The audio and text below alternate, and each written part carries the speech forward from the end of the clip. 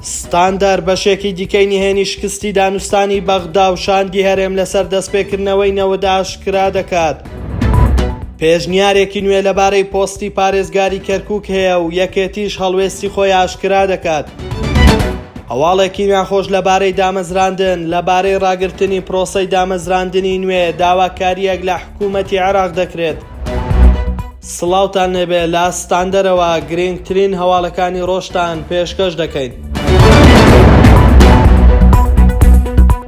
کۆبوونەوەکەی نێوان وەزیری نەوتی عێراق و وەفدەکەی هەرێمی کوردستان و کۆمپانیا نەوتیەکان لەبارەی دەستپێکردنەوەی هەناردەی نەوتی هەرێم لە ڕێی بەندەری جیهان تورکیاوە کە دوێنێ لە بەغدادی پایتەخت بەڕێوە چوو شکستی هێناوە و بێ ئەنجام کۆتایی هاتووە. ئەوەش بەهۆی ئەوەی کە کۆمپانیەکان ئامادە نەبوونە بەو شێوەی لە یاسای بودجەدا هاتووە کە بە کۆی بەرەمهێنان و گواستنەوە و خەرجیەکانی دیکە بۆ هەر بەرمیل نەوتێک $14 تەرخان کراوە کە دوای دەرهێنانی خەرجیەکان $9 بۆ $10 دەمێنێتەوە بۆ کۆمپانیاکان. کەناڵی عاهد لە زاری سەرچاوەیەکی ئاگادارەوە بڵاوی کردوتەوە کۆبوونەوەکە کە بە یەکەم کۆبوونەوە دادەنرێت کۆمپانیا جیهانیەکانی بواری نەوت کە لە هەرێمی کوردستان کار دەکەن بەشداری تیادا بکەن شکستی هێناوە و بێ ئەنجام کۆتایی هاتووە. نەوەزارەتی نەوتی عێراق و نەوەزارەتی سامانە سروشتیەکانی هەرێمیش هیچ ڕاگەیەندراوێکیان لەبارەی کۆبوونەوەکە بڵاو نەکردوتەوە.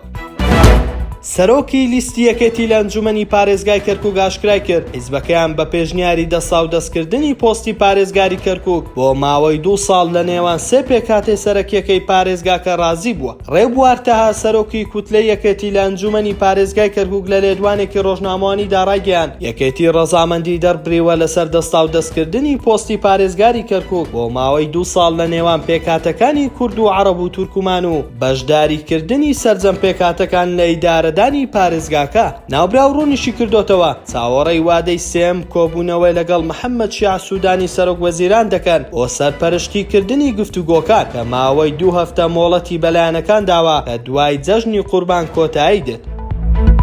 دکتۆر جەمال کۆچەر ئەندامی لیژنەی دارایی پەرلەمانی عێراق لەبارەی ڕێژەی بەرزی دامەزراندنی حکومی لە عێراق و هەوڵەکان بۆ کەمکردنەوەی دامەزراندن ڕایگەیاند لە بودجەی ئەم ساڵدا هیچ جۆرە دامەزراندنێکی تێدا نییە. هەروەها پێویستە عێراق بۆ ماوەی 10 ساڵ دامەزراندن ڕابگرێت بە مەبەستی هاوسەنگکردنەوەی خەرجیەکان. ناوبراو وتیشی حکوومەت سیاسەتێکی لەو جۆرەی هەیە بۆ کەمکردنەوەی خەرجیەکانی کارکردن و کەمکردنەوەی دامەزراندن چونکە بەپێی ستانداردە نێودەوڵەتیەکان عێراق ڕێژەیەکی بەرزی فەرمانبەری هەیە.